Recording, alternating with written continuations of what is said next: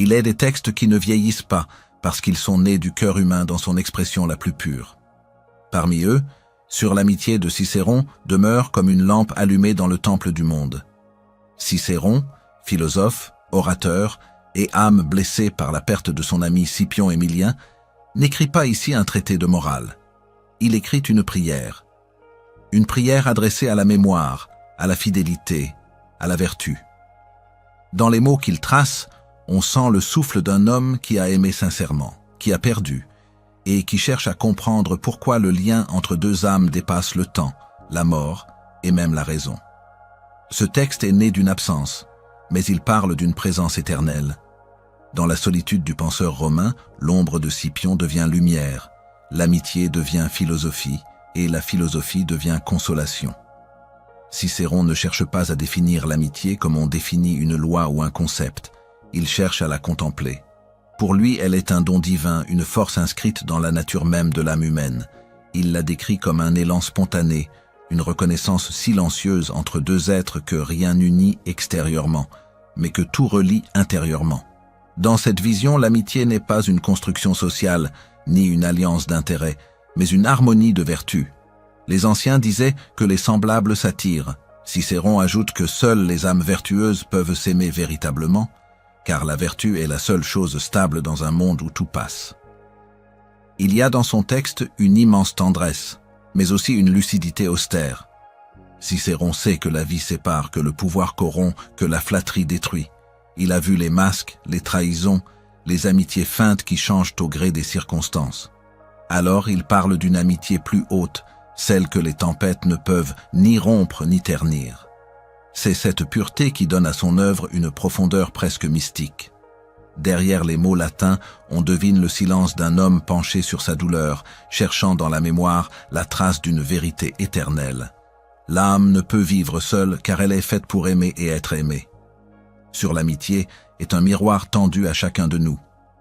Cicéron ne s'adresse pas seulement aux philosophes, mais à tout être qui a aimé sincèrement, qui a perdu ou qui s'est senti trahi. Il nous rappelle que la grandeur de l'amitié ne réside pas dans la quantité de temps passé ensemble, mais dans la qualité de la présence intérieure.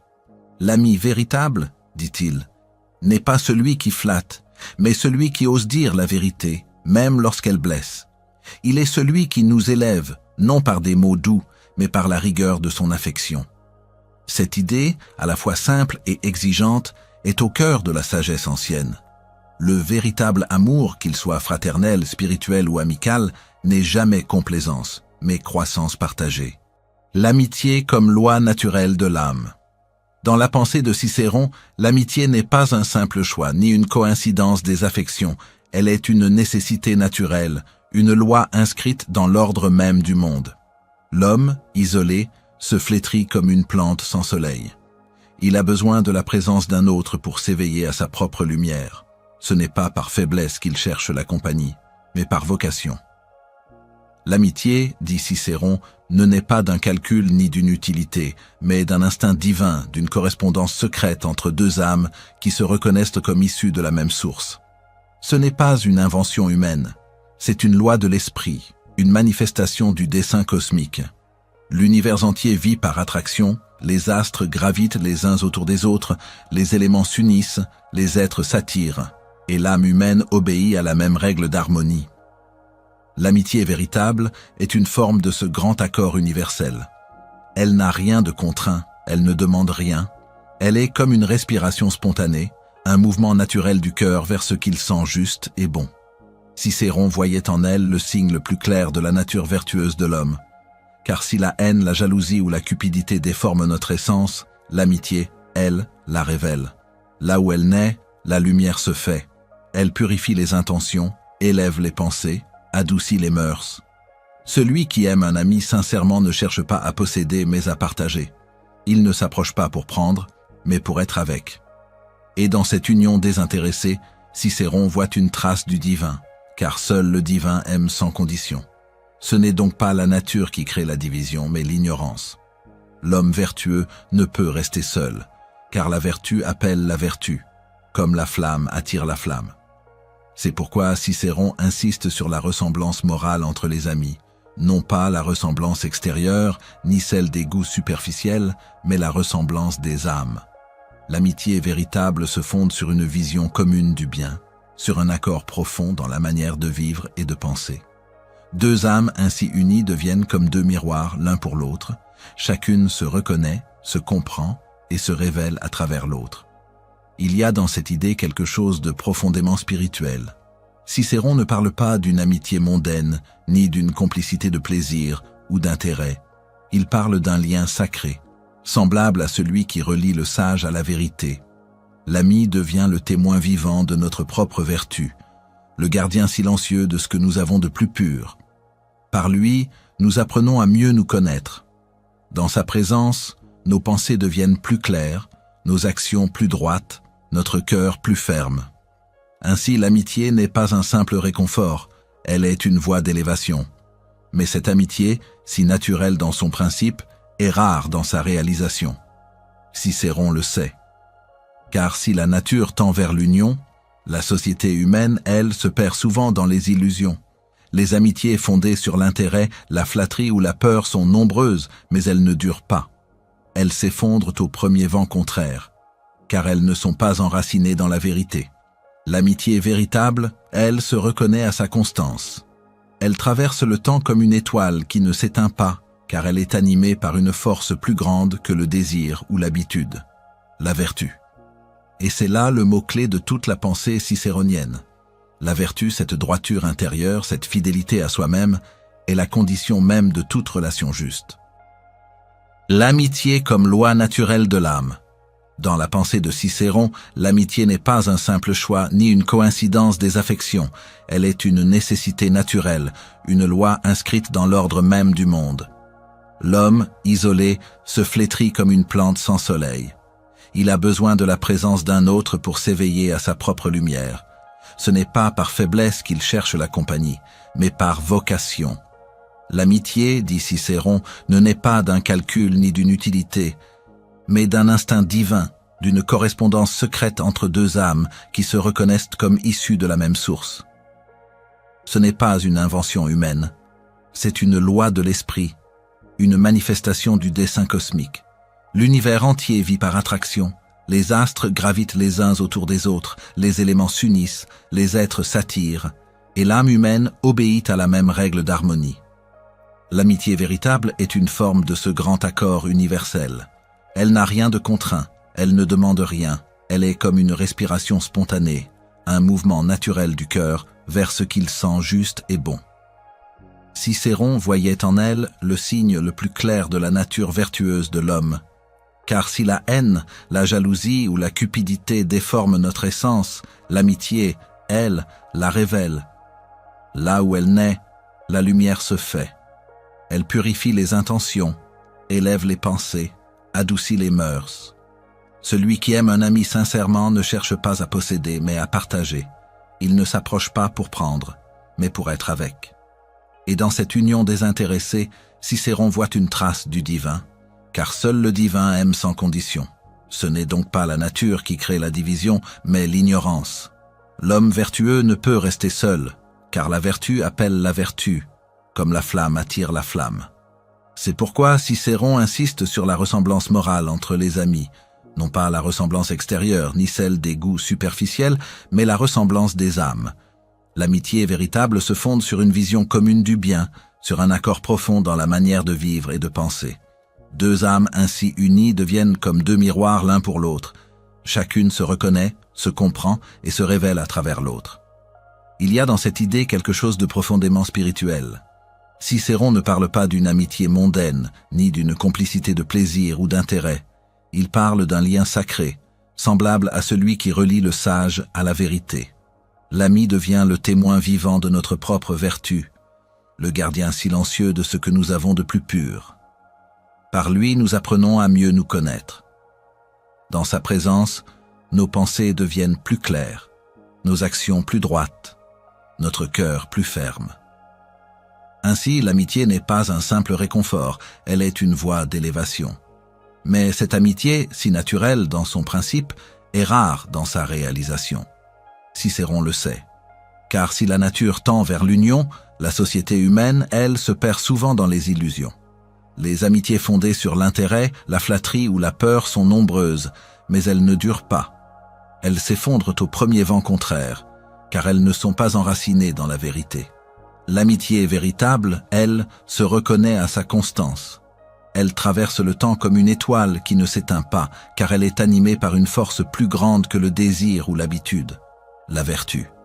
Et c'est là le mot-clé de toute la pensée cicéronienne. La vertu, cette droiture intérieure, cette fidélité à soi-même, est la condition même de toute relation juste. L'ami pour Cicéron n'est pas celui qui nous ressemble seulement dans les plaisirs, mais celui qui partage notre idéal du bien. Il n'est pas celui qui nous suit aveuglément, mais celui qui, dans la vérité, sait nous contredire avec amour. Il n'y a rien de plus aimable que la sincérité, écrit-il. La franchise, lorsqu'elle vient d'un cœur pur, est le ciment de l'amitié. Car dire la vérité à l'autre, c'est lui témoigner le plus haut respect, celui de croire en sa force, en sa capacité à grandir. L'ami flatteur, lui, n'aime pas réellement. Il se protège ou cherche à plaire, il dissimule la lumière sous le voile du mensonge. Mais l'ami sincère est clair, même lorsqu'il blesse. Dans cette vision, l'amitié devient presque une forme de sagesse partagée. Elle est un art, un équilibre entre la douceur et la rigueur, entre la tendresse et la vérité. Aimer, pour Cicéron, c'est vouloir le bien de l'autre, même contre soi-même. C'est une discipline du cœur. L'amitié ne se mesure pas à la fréquence des rencontres, ni à la quantité de paroles échangées, mais à la profondeur du lien silencieux qui unit deux êtres. C'est une communion d'âme, une alliance invisible qui ne dépend d'aucune circonstance extérieure. Et c'est précisément parce qu'elle est indépendante du monde matériel qu'elle est éternelle. L'homme, lorsqu'il aime ainsi, n'est plus seulement un individu. Il devient un canal par lequel la nature divine s'exprime. Dans le regard de l'ami, il découvre une image du cosmos, une résonance de l'harmonie universelle. C'est pourquoi Cicéron dit que l'amitié est la loi naturelle de l'âme. Elle manifeste dans le monde humain la même unité que l'on observe dans l'ordre céleste. L'univers tout entier vit d'amitiés invisibles, entre la terre et l'eau, entre le feu et l'air, entre les étoiles et le vide. De même, l'homme vertueux trouve sa place dans la grande symphonie du vivant en entrant en accord avec une autre âme. L'amitié, dans cette lumière, devient un acte sacré. Elle ne se cherche pas, elle se reçoit. On ne la fabrique pas, elle se révèle, comme une reconnaissance d'origine. Deux âmes qui s'accordent se sont peut-être déjà connues, quelque part, dans une vie antérieure ou dans un monde supérieur. Leur rencontre n'est pas hasard, mais mémoire. Et lorsque Cicéron parle du souffle divin qui anime cette union, il touche à cette idée métaphysique. Aimer véritablement, c'est se souvenir. C'est se rappeler qu'avant la chair et le temps, les âmes étaient déjà une dans la lumière de l'esprit. Ainsi, aimer un ami, c'est honorer le divin en lui. C'est voir à travers ses limites humaines la flamme immortelle qui brille. Et c'est pourquoi, pour Cicéron, la perte d'un ami n'est jamais totale. Car ce qui est divin en lui demeure, et cette étincelle continue d'éclairer notre propre cœur. L'amitié véritable transcende la mort, parce qu'elle appartient à ce qui ne meurt pas. Elle ne dépend ni du corps, ni du lieu, ni du moment. Elle est une présence invisible, une fidélité qui s'étend au-delà du visible. L'homme qui a connu cette amitié ne peut plus vivre comme avant.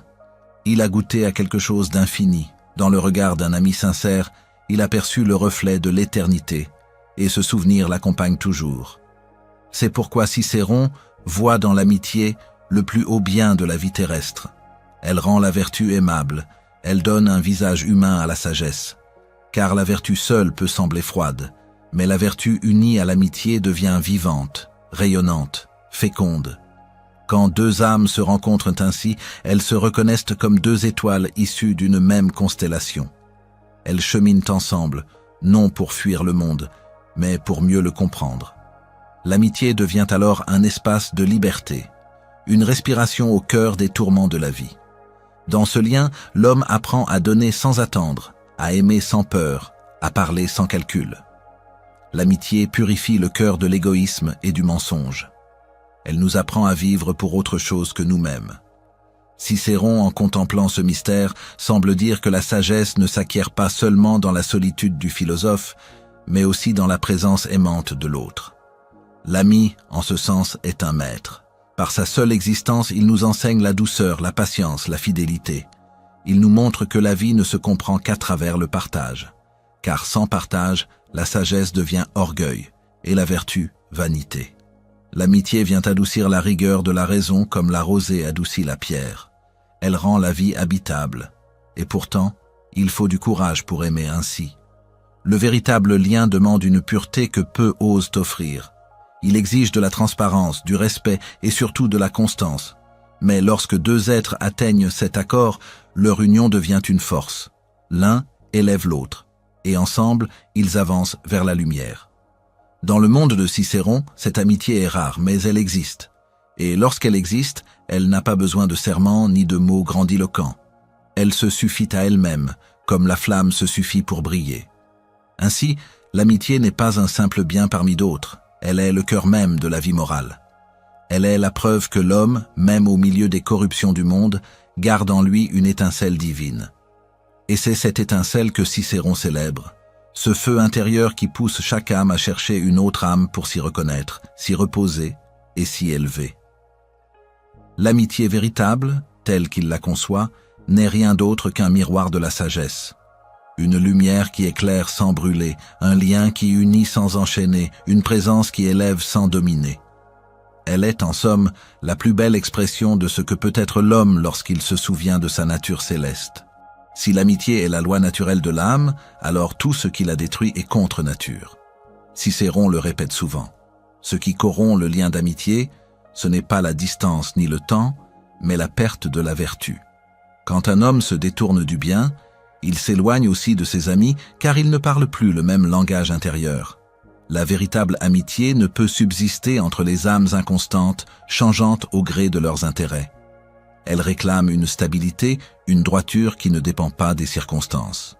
Celui qui trahit la vertu trahit aussi l'amitié, car les deux naissent du même principe. La fidélité à ce qu'il y a de juste et de pur dans l'être humain. Pour Cicéron, ce lien entre vertu et amitié est absolu. Il va jusqu'à dire qu'un homme injuste ne peut être un ami véritable. Car comment aimer sans vérité? Comment être fidèle à un autre lorsqu'on ne l'est pas à soi-même? L'amitié ne peut naître que d'une âme droite, car elle exige une transparence totale. Les masques du monde, les faux semblants, les intérêts déguisés n'y trouvent pas de place. Dans une amitié pure, on ne joue pas un rôle, on est. Et c'est précisément cette nudité intérieure qui la rend si rare. Peu d'hommes osent se montrer tels qu'ils sont, encore moins acceptent d'être vus ainsi. Mais là où cette confiance naît, elle crée une lumière qui ne s'éteint plus. Cicéron décrit l'ami comme un second soi. Il ne s'agit pas d'une métaphore. Dans sa vision du monde, l'unité de deux âmes amies est réelle. Ce que ressent l'un résonne dans l'autre. Ce qui blesse l'un atteint l'autre. Il n'y a plus de frontière entre moi et toi. C'est une fusion douce, non pas de possession mais de transparence. L'ami devient un miroir vivant, une conscience parallèle. Et c'est là un mystère profondément spirituel. L'amitié est un chemin vers l'unité, une expérience directe de l'harmonie universelle. Dans l'amour d'un ami, l'homme goûte une part de ce que les sages appellent le divin. Car l'unité est la loi de toute création, et l'amitié en est le visage humain. Pourtant, Cicéron n'idéalise pas aveuglément ce lien. Il sait combien il peut être mis à l'épreuve. Le monde, les ambitions, les malentendus, les jalousies, tout cela peut venir troubler la clarté d'une relation pure. Mais il affirme aussi que la véritable amitié, parce qu'elle repose sur la vertu, résiste à tout. Les amis sincères peuvent être séparés par les mers, par les guerres ou même par la mort, mais leur lien demeure, car il appartient à une autre dimension. La présence de l'ami se sent même en son absence, écrit-il. L'absence ne détruit rien, elle révèle la profondeur du lien. Là où l'amitié est authentique, la distance devient prière et le souvenir flamme vivante. Cicéron nous invite aussi à réfléchir à ce que signifie aimer en ami. Aimer en ami, ce n'est pas attendre, ni exiger, ni posséder. C'est vouloir le bien de l'autre pour lui-même. C'est la plus haute forme d'amour, car elle n'a aucun calcul. L'ami ne cherche pas à tirer profit de la relation, ni à en tirer gloire. Il se réjouit simplement de voir l'autre grandir, s'épanouir, même si cette croissance le dépasse. L'amitié pure est un don sans retour, une offrande continue du cœur. Elle ne se nourrit pas de dépendance mais de liberté. L'ami ne retient pas, il accompagne, il inspire, il bénit. C'est pourquoi Cicéron parle souvent de l'amitié comme d'un exercice spirituel. Être un véritable ami, c'est apprendre à aimer sans peur. C'est purifier son cœur de l'égoïsme et de la jalousie. C'est accepter la vérité même lorsqu'elle dérange et offrir la vérité même lorsqu'elle peut blesser. L'amitié pour lui n'est pas un refuge confortable, c'est une voie d'évolution. Elle oblige chacun à se transformer, à s'élever, car dans la lumière de l'autre, nos ombres deviennent visibles. L'ami, s'il est sincère, nous confronte à nous-mêmes. Et c'est dans cette confrontation que la croissance spirituelle commence. L'amitié devient ainsi une école de la vertu. En aimant l'autre, on apprend à aimer plus grand. L'amour personnel s'ouvre à l'universel. Le cœur s'élargit, la conscience se purifie. Dans l'expérience de la loyauté, de la patience, de la compassion, l'homme se rapproche de sa nature divine. C'est pour cela que Cicéron dit que sans amitié, la vie serait dépourvue de sens. Ce n'est pas seulement qu'elle adoucit les épreuves, mais qu'elle révèle à l'homme ce qu'il est capable de devenir. L'ami nous montre ce que nous pourrions être à notre plus haut degré. Il est un rappel vivant de notre propre lumière. Mais cette grandeur demande de la vigilance. Cicéron met en garde contre les faux amis, ceux qui viennent avec le sourire mais dont le cœur est vide de vérité. Ils flattent, ils imitent, ils profitent, mais ils ne donnent rien. Leur affection est instable, comme une ombre qui change avec le soleil. L'homme sage doit donc choisir ses amis avec discernement non selon les apparences, mais selon la rectitude du cœur. L'amitié ne peut naître que chez les bons, écrit-il. Cette phrase n'est pas un jugement, mais un constat. La bonté est le seul sol fertile où la confiance peut croître. Cicéron insiste aussi sur la réciprocité. L'amitié n'est pas unilatérale. Elle ne peut exister que lorsque deux âmes donnent également. Si l'un donne et l'autre prend, sans rendre, le lien s'éteint. Il faut un équilibre, une circulation d'énergie. Et cette circulation, pour être vivante, doit rester libre. L'amitié n'est pas une prison affective, elle est une danse. Chacun doit y respirer, grandir, changer, tout en gardant le centre commun, la fidélité au bien. C'est là que réside la beauté de ce lien, dans sa souplesse et sa force à la fois. Au fond, ce que Cicéron enseigne dans ce premier chapitre, c'est que l'amitié véritable n'est pas un luxe moral, mais une nécessité ontologique. L'homme est fait pour l'amitié comme la flamme est faite pour brûler. Sans elle, il se consume dans l'isolement. Avec elle, il rayonne. L'amitié est la preuve que la vie humaine, malgré ses douleurs, porte encore la signature du divin. Elle rappelle à chacun que, même au milieu des désastres du monde, il existe une vérité immuable. Le lien entre deux âmes droites ne meurt jamais. Et lorsque Cicéron évoque Scipion, son ami disparu, on comprend que ce n'est pas seulement de philosophie qu'il parle, mais d'expérience. Ce texte, de Amicitia, n'est pas une abstraction intellectuelle. C'est un hommage, une prière, une confession d'âme. Cicéron y parle avec la voix de celui qui a aimé, perdu et compris. Derrière les mots du penseur, il y a la douleur de l'homme. Et c'est cela qui rend sa réflexion si juste, si vivante. Il ne cherche pas à expliquer l'amitié, il cherche à la remercier. Ainsi se clôt cette première méditation. L'amitié n'est pas une création de l'homme, mais le souffle même de la nature en lui. Elle est la part éternelle de notre être, celle qui nous relie à tout ce qui vit, tout ce qui pense, tout ce qui aime. Dans chaque regard sincère, dans chaque geste d'attention, dans chaque silence partagé, c'est la loi de l'univers qui se manifeste, la loi de l'union, de la reconnaissance et de la lumière. L'amitié, selon Cicéron, n'est donc pas une simple vertu parmi d'autres, elle est la manifestation visible de la perfection intérieure. Là où elle existe, le monde redevient juste, et l'homme retrouve son visage véritable, celui d'un être fait pour aimer, pour comprendre, et pour s'unir à l'âme d'un autre dans la clarté d'un même souffle divin. La vertu comme racine du lien véritable. Cicéron, dans sa sagesse intemporelle, nous rappelle une vérité que le tumulte du monde moderne a presque oubliée. L'amitié véritable ne naît pas de la complaisance ni des échanges d'intérêts, mais de la vertu. Elle est le fruit d'une vie droite, d'un cœur sincère, d'un esprit tourné vers le bien. Là où la vertu s'éteint, l'amitié meurt. Là où règne la dissimulation, la flatterie ou la peur de déplaire, l'amitié n'est qu'un masque, une imitation grossière du lien sacré que les anciens honoraient comme un temple invisible. Car pour Cicéron, aimer vraiment, c'est vouloir le bien de l'autre pour lui-même, et non pour soi. Dans les sociétés où tout s'échange, tout se vend, où l'amitié se confond avec la convenance et les apparences, ce message résonne comme une cloche perdue dans la brume.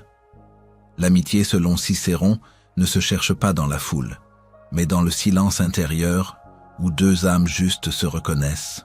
Elle ne s'impose pas, elle se révèle.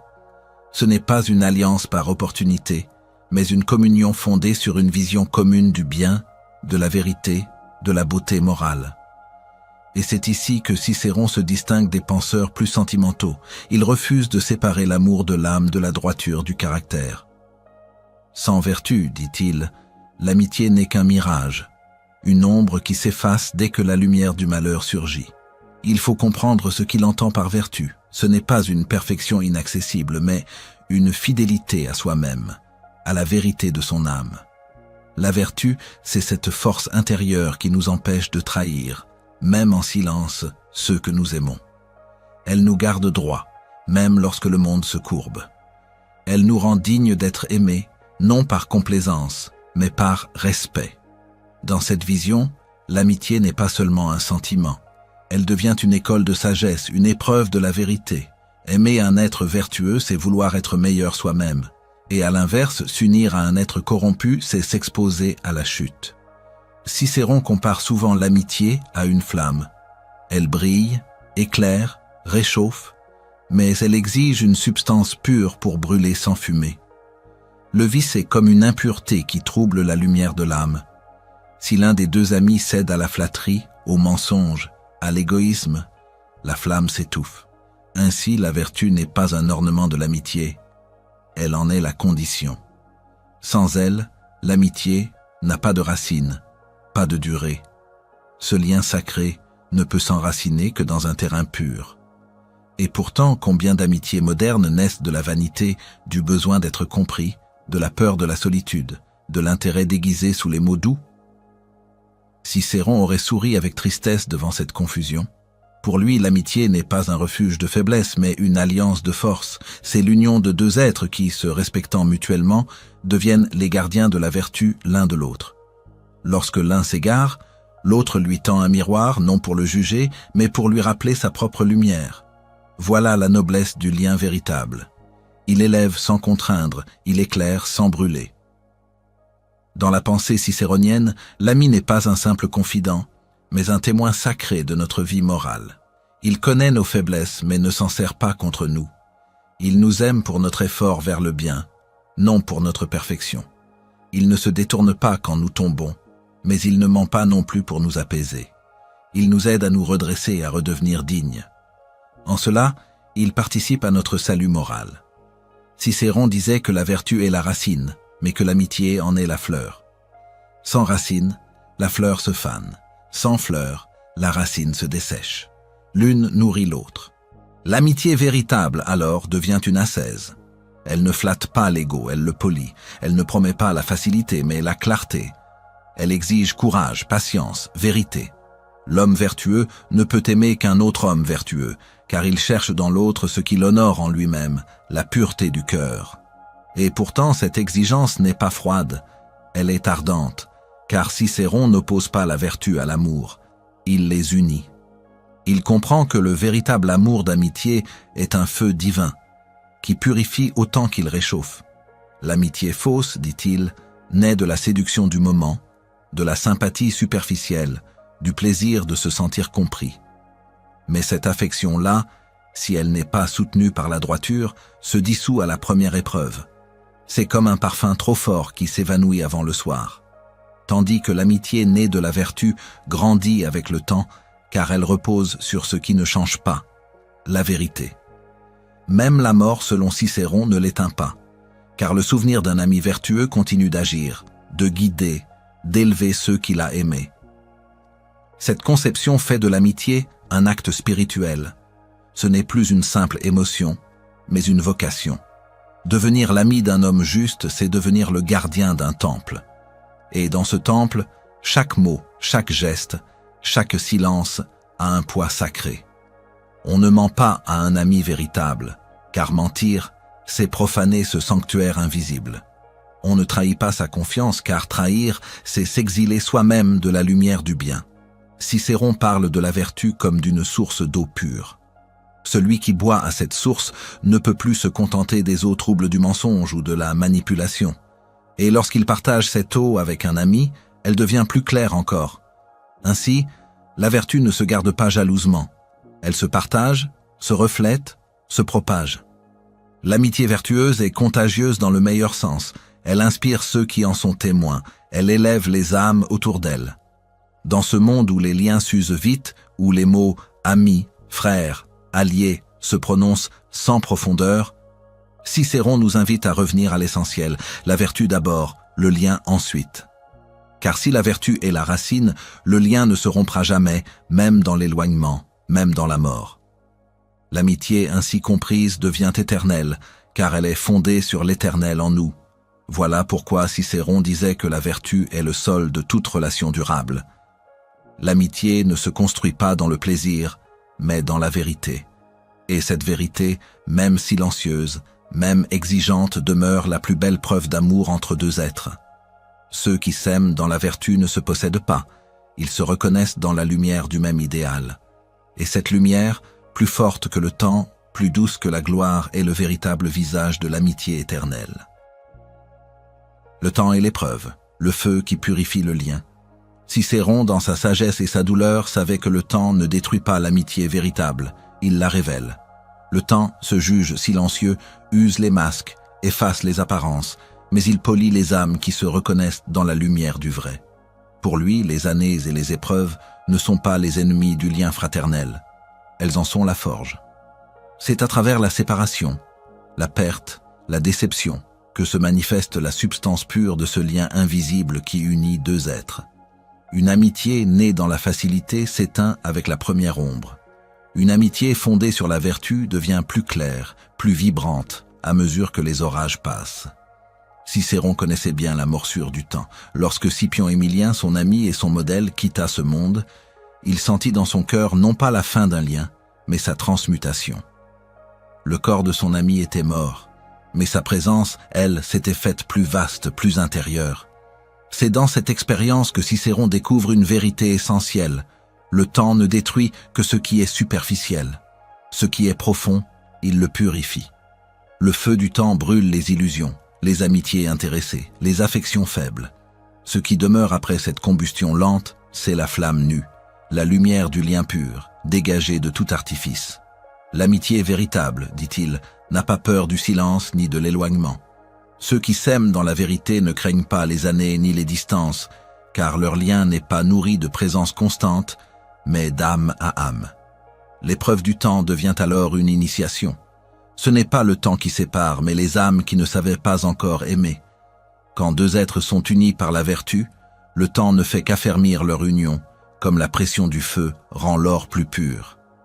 Cicéron voyait dans le temps un instrument divin, il ne punit pas, il éprouve, il ne détruit pas, il affine. Ainsi, toute amitié doit passer par le feu du doute, de la perte, de la distance.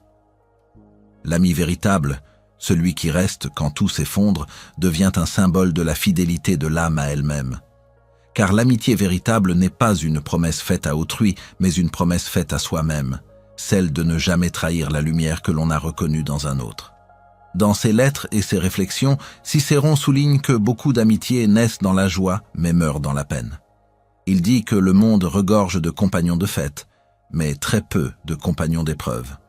L'homme vertueux, lui, reconnaît ses amis au moment où tout s'effondre, quand les honneurs s'éloignent, quand la fortune s'enfuit, quand la réputation vacille, il voit soudain les ombres disparaître, et les visages sincères rester seuls dans la lumière pâle, C'est à ce moment-là, dit Cicéron, que commence la véritable amitié, car l'amitié ne consiste pas seulement à partager le bonheur, mais à se prêter mutuellement la lumière quand la nuit tombe. Elle n'est pas une compagnie de rire, mais une alliance silencieuse de fidélité. Quand le feu du malheur brûle, il révèle ce qui est fait de pierre et ce qui n'était que paille. Et dans cette flamme, l'ami fidèle se tient immobile comme une colonne de lumière au milieu du vent. Cicéron insiste sur un point subtil. Le temps ne détruit pas seulement les amitiés faibles, il transforme aussi les vraies. L'amitié mûre n'a plus besoin de paroles pour exister. Avec les années, elle devient un silence partagé, une certitude douce. On ne cherche plus à se plaire ni à se convaincre. On se connaît dans la profondeur du regard, dans l'absence même. L'ami devient une présence intérieure, une force tranquille qui veille sur nous, même sans lettre ni voix. Cette transformation est le signe de sa pureté, et pourtant cette fidélité à travers le temps n'est pas sans douleur.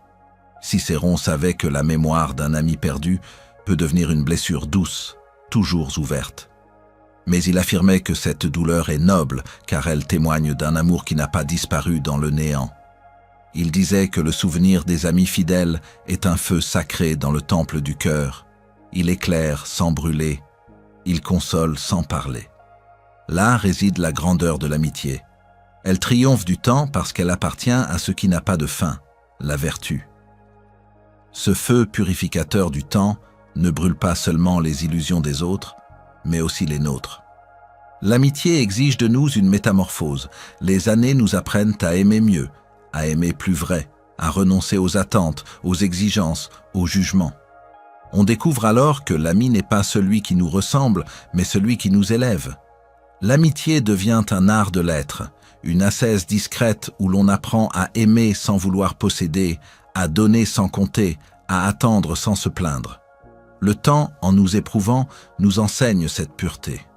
Dans la pensée de Cicéron, le véritable ami est un compagnon de l'âme sur le long chemin de la sagesse. Les années ne font que sculpter cette fraternité spirituelle. Les jeunes amitiés sont vives, passionnées, mais fragiles. Les anciennes, forgées dans la patience, deviennent comme des pierres précieuses. Elles ont connu la pression, les fissures, mais elles en sortent translucides. Ce n'est pas la durée seule qui les rend belles, mais la conscience partagée du passage du temps. Deux êtres qui ont traversé ensemble la vie ne s'aiment plus comme au premier jour.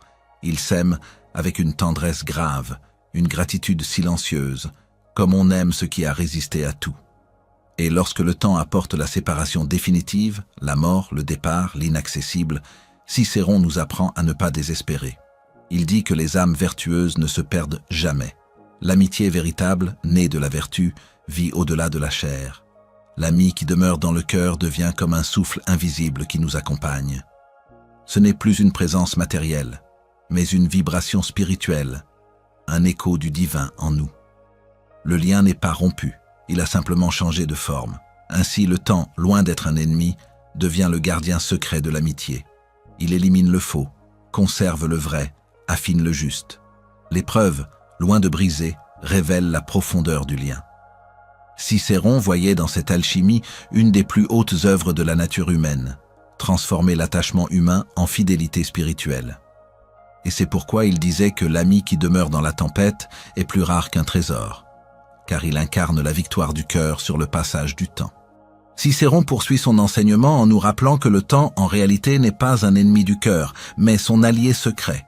Là où les passions brûlent et s'éteignent, l'amitié véritable se consume lentement, jusqu'à devenir une lumière intérieure, pure et stable. Le temps fait ce que le feu fait alors. Il élimine l'impur, il révèle l'essence. C'est pourquoi Cicéron répète que l'amitié n'est pas un feu d'été, mais une flamme d'hiver, celle qui réchauffe quand tout se glace autour. Il y a dans cette vision quelque chose de profondément spirituel. L'ami fidèle devient pour Cicéron une image du divin. Dans le tumulte du monde romain, où les alliances politiques se faisaient et se défaisaient au gré de l'ambition, il voyait dans la fidélité amicale une résistance à la corruption du temps. Le monde peut changer, les peuples tomber, les empires se renverser, mais l'amitié née de la vertu demeure comme un autel inébranlable dans la tempête. Elle est une promesse tenue entre deux consciences éveillées. Cicéron savait que toute amitié passe par des moments d'ombre. Les malentendus, les distances, les blessures font partie du feu de l'épreuve. Mais il nous enseigne que ces fractures apparentes ne sont pas des fins, elles sont des passages. L'amitié, dit-il, ne se mesure pas à l'absence de conflit, mais à la capacité de le traverser sans rompre. Comme l'arbre enraciné qui ploie sous le vent mais ne casse pas, l'amitié vivante s'incline sous la douleur sans se renier. Le pardon, la compréhension, la patience deviennent alors les vertus qui nourrissent la sève invisible du lien. Dans le cœur de Cicéron, le temps n'est pas seulement une durée, c'est un maître. Il enseigne la lenteur, la constance, la profondeur. Celui qui veut connaître la valeur d'une amitié doit savoir attendre, laisser mûrir, observer le passage des saisons. L'amitié ne fleurit pas dans l'instant. Elle a besoin de racines, d'hiver, de silence. Le temps révèle les cœurs comme la mer révèle les rochers à marée basse. Et plus le temps passe, plus le lien se dépouille de l'inutile. On ne cherche plus à séduire ni à paraître. On devient vrai. C'est là que Cicéron touche à quelque chose d'universel, le lien entre l'amitié et la sagesse. Car l'homme sage, dit-il, ne cherche pas à posséder ses amis, il cherche à les comprendre. Il ne demande pas à l'autre de combler ses manques, mais de partager sa lumière. Cette maturité n'est accessible qu'à ceux qui ont traversé le temps sans amertume. Le vieil ami pour Cicéron est un miroir dans lequel on lit l'histoire de sa propre âme. En le regardant, on se souvient de ce qu'on a été, de ce qu'on a perdu et de ce qu'on a gagné en conscience. L'amitié devient alors une mémoire vivante. Mais le temps parfois impose sa cruauté, il sépare les corps, il éloigne les routes, il change les circonstances. Cicéron connaissait la solitude du survivant, celui qui voit partir ses amis avant lui. Pourtant, il n'y voyait pas une tragédie, mais une continuité. Il croyait que les liens fondés sur la vertu traversent la mort elle-même. L'âme fidèle reconnaît encore son compagnon dans le silence du souvenir. Et dans ce souvenir, il y a une joie étrange, une paix qui dépasse la douleur. Ce n'est plus une amitié vécue dans la présence, mais dans la mémoire sacrée, une amitié transfigurée. Cicéron invite ainsi le lecteur à ne pas craindre le passage du temps, mais à s'y abandonner comme à une sagesse naturelle. Le temps n'est pas l'ennemi du lien, il en est le sculpteur. Il taille, il polit, il enlève ce qui est de trop pour ne garder que l'essence. C'est pourquoi il faut apprendre à aimer avec lenteur, à ne pas vouloir tout comprendre ni tout exiger. L'amitié, comme la sagesse, est une œuvre patiente. Elle ne se crée pas, elle se révèle peu à peu, comme une étoile qui se lève dans la nuit. Dans ses écrits, Cicéron met souvent en garde contre ceux qui veulent précipiter le lien, ceux qui s'attachent vite et se détachent tout aussi vite. Pour lui, l'amitié véritable ne s'enflamme pas d'un coup. Elle se tisse dans les silences, les épreuves, les fidélités discrètes. Ce n'est pas un feu d'artifice, mais une braise tranquille qui dure toute une vie. Et quand les années passent, cette braise devient un feu intérieur, une lumière que rien ne peut éteindre. L'épreuve du temps, selon lui, est une école de dépouillement. On y apprend que l'amitié n'a pas besoin d'être prouvée à chaque instant. On découvre que les plus beaux liens sont ceux que l'on sent, non ceux que l'on démontre. On comprend que l'absence ne détruit pas la présence et que le souvenir, parfois, parle plus fort que la parole. L'ami, à la fin, devient une part de nous-mêmes. Il vit en notre façon de penser, de parler, de regarder le monde. C'est pourquoi Cicéron affirme que même après la mort, l'amitié continue à nous façonner. Ainsi, à travers le feu du temps et des épreuves, l'amitié devient une vertu incarnée. Elle cesse d'être un sentiment pour devenir une force de l'âme. Le monde change, les visages s'effacent, les voix se taisent, mais la fidélité demeure. Et dans cette fidélité, il y a un éclat du divin, car aimer au-delà du changement, c'est toucher à l'éternité. Cicéron conclut que l'ami véritable est celui qui, par sa constance, nous apprend à aimer sans peur. Le temps ne lui enlève rien, il le grandit. L'épreuve ne le brise pas, elle le purifie. Il ne reste à la fin que deux âmes devenues transparentes, deux consciences reliées par un fil d'or invisible. C'est cela, pour Cicéron, le feu sacré de l'amitié, un feu qui ne dévore pas, mais éclaire. Un feu qui purifie tout ce qu'il touche et qui, à travers le passage du temps, transforme l'attachement humain en fraternité immortelle. l'harmonie des âmes et la sincérité du verbe. Cicéron, dans son traité sur l'amitié, n'élève pas la parole au rang d'un simple outil de communication. Il en fait un acte sacré, un pont entre deux consciences.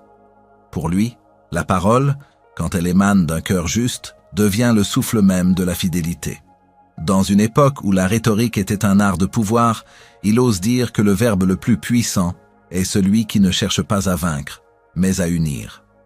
L'amitié, dans sa plus haute forme, repose sur une transparence intérieure qui transforme chaque échange en offrande.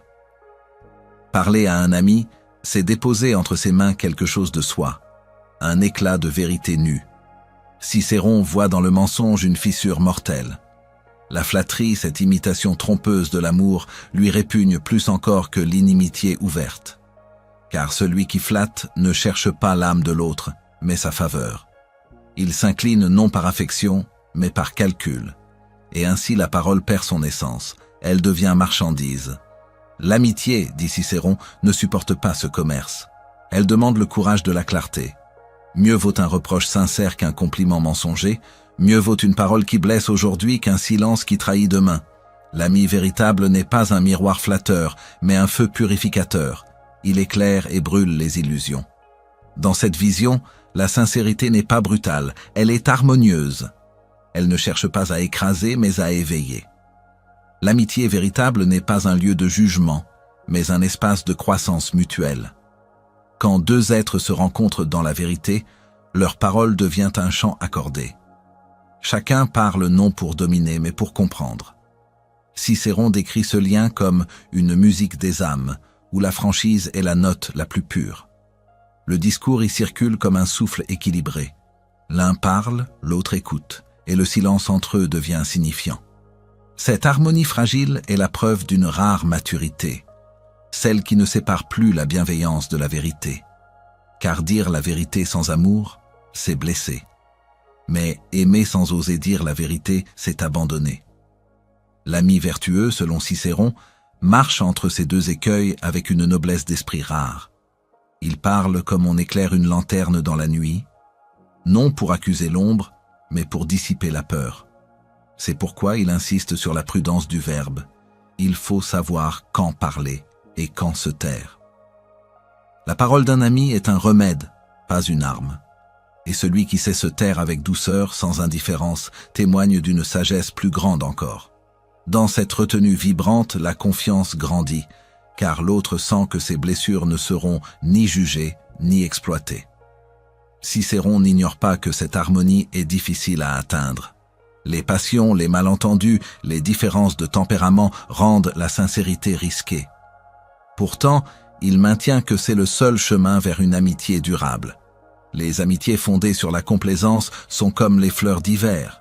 Elles séduisent un instant puis meurent dès la première lumière. Mais celles qui s'enracinent dans la vérité survivent aux saisons, car elles s'appuient sur ce qu'il y a de plus constant en l'homme, le désir du bien. Cette recherche commune du bien, voilà ce qui fait de deux êtres des amis, non leur plaisir commun, ni leurs affinités passagères. Le verbe sincère est donc l'épreuve du lien. Dans les jours de joie, il coule comme une eau claire, mais dans les temps d'épreuve, il devient un feu. Là, la véritable nature de l'amitié se révèle. Si la parole devient aigre, pleine de reproches ou de rancune, c'est que le lien était fragile. Mais si elle reste juste, mesurée, empreinte de compassion, alors elle devient le témoignage d'une âme équilibrée. Dans ce feu d'épreuve, le langage se dépouille du superflu. Il ne reste plus que la vérité nue, offerte sans artifice. C'est dans ces moments-là que l'amitié devient spirituelle, qu'elle dépasse le domaine humain pour toucher le sacré. Cicéron rappelle qu'il faut du courage pour être sincère, mais aussi de la délicatesse. Une parole peut sauver ou détruire un lien de plusieurs années. C'est pourquoi il place la sagesse du verbe au cœur de la vertu amicale. L'ami véritable ne dit jamais tout ce qu'il pense, mais il pense toujours tout ce qu'il dit. Il ne travestit pas ses mots pour plaire, mais il les polit pour ne pas blesser. Sa sincérité est une offrande, non un jugement. En cela, il rejoint la sagesse stoïcienne. L'amitié n'est pas un exutoire de nos émotions, mais une école de maîtrise de soi. Parler à un ami, c'est parler à son propre miroir. Ce que l'on dit de lui, on le dit de soi. Dans cette réciprocité, la parole devient alchimique. Elle transforme la dualité en unité. Celui qui parle sincèrement guérit celui qui écoute, et celui qui écoute avec le cœur purifie celui qui parle. C'est un cercle de lumière où chacun reflète la vérité de l'autre. Cicéron, par sa lucidité, fait comprendre que l'amitié n'est pas un don de la nature, mais un art spirituel. Un art du verbe juste, du ton mesuré, de la parole offerte. L'harmonie des âmes n'est pas un hasard, c'est une œuvre d'attention. Et cette œuvre, bien qu'humaine, touche au divin, car elle manifeste dans la parole ce que les dieux ont voulu dans le monde. L'union des différences dans la lumière d'un même souffle. Ainsi, la sincérité du verbe devient la respiration même de l'amitié. Sans elle, le lien se fane dans le silence des non-dits ou se corrompt dans le bruit des faux-semblants. Mais quand elle existe, elle fait naître une paix rare, celle que l'on ressent seulement en présence d'un être qui nous comprend sans que nous ayons besoin de parler davantage. Là réside le miracle que Cicéron nous lègue. L'harmonie des âmes ne se conquiert pas, elle s'accorde, comme deux cordes vibrant à l'unisson dans le vent immobile du cœur humain. La perte, l'absence est la mémoire des cœurs. Il est des absences qui n'en sont pas. Il est des silences qui continuent de parler à travers le vent, la lumière du matin ou le tremblement d'une feuille. Cicéron, dans ses mots empreints de tendresse et de gravité, ne pleure pas seulement la disparition d'un homme. Il médite sur la survie d'une âme dans une autre âme. Lorsque Scipion Émilien quitte ce monde, Cicéron ne voit pas un vide, mais un passage, une métamorphose du lien. L'amitié, dit-il, n'est pas un fil rompu par la mort. Elle devient invisible, mais non absente. Elle change de forme, comme une flamme qui, au lieu de brûler dans la matière, continue de luire dans la mémoire. Pour Cicéron, aimer un ami véritable, c'est déjà participer à l'éternité. Celui qui a connu une âme juste, une âme belle, ne peut plus croire que la mort ait pouvoir sur la lumière. Scipion demeure en lui, non comme un souvenir, mais comme une respiration secrète, une force douce qui l'accompagne dans le silence. Dans chaque pensée, dans chaque décision juste, Cicéron sent la présence de cet ami disparu. C'est cela, dit-il, la véritable continuité du lien. Non pas le corps, mais la vertu partagée. La vertu ne meurt pas. Elle se transmet, elle s'élève, elle demeure dans ceux qui ont aimé. La perte devient alors une épreuve initiatique. L'homme qui perd un ami découvre la valeur du monde intérieur. Là où autrefois il cherchait la conversation, il découvre maintenant la méditation. Là où il attendait la présence, il apprend à sentir la trace invisible. L'absence devient un maître. Elle enseigne à regarder au-delà du visible, à aimer sans posséder, à honorer ce qui fut sans vouloir le retenir. Cicéron transforme le deuil en une école de sagesse.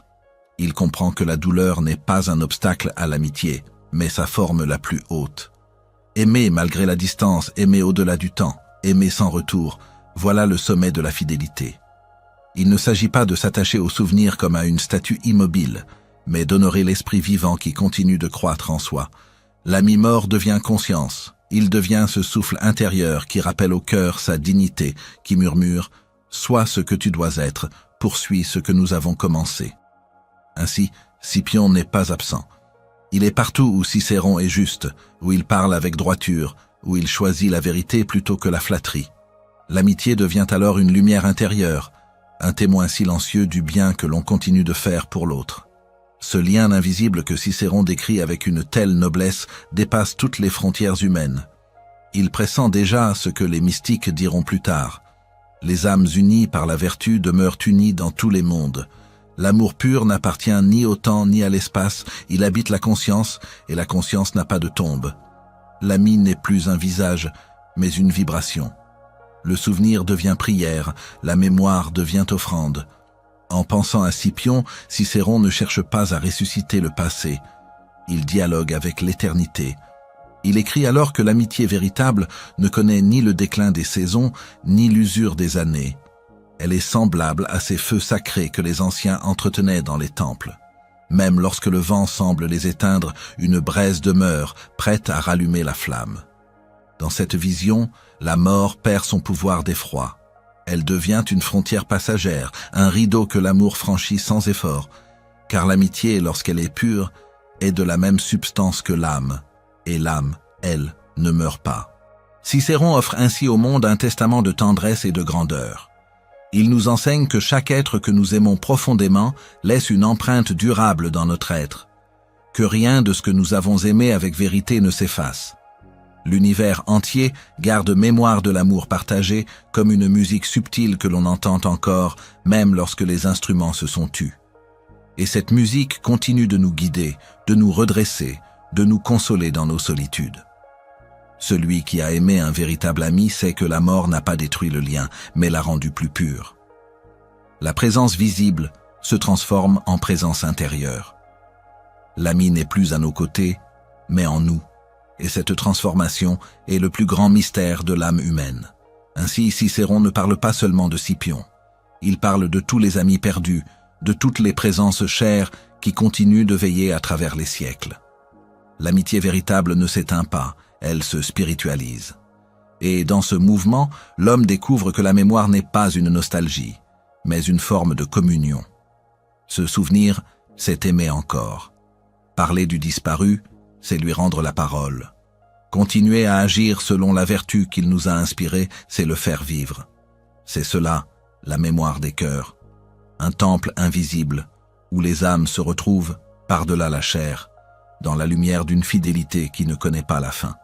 Et peut-être est-ce là le dernier enseignement de Cicéron. L'amitié est la preuve que quelque chose en nous ne meurt jamais. Car aimer quelqu'un d'autre que soi d'un amour pur et désintéressé, c'est déjà toucher à l'éternel. L'amitié comme voie d'immortalité. Lorsque Cicéron termine son traité sur l'amitié, il ne conclut pas, il ouvre. Son dernier souffle d'écriture n'est pas une fin, mais une porte vers quelque chose de plus vaste. Derrière chaque mot, on sent cette conviction profonde. Aimer véritablement, c'est déjà survivre à la mort. Ce n'est pas l'amitié qui s'éteint avec le corps, c'est le corps qui s'éteint dans la lumière de l'amitié. Car celui qui a aimé avec pureté, celui qui a partagé la vertu ne disparaît pas.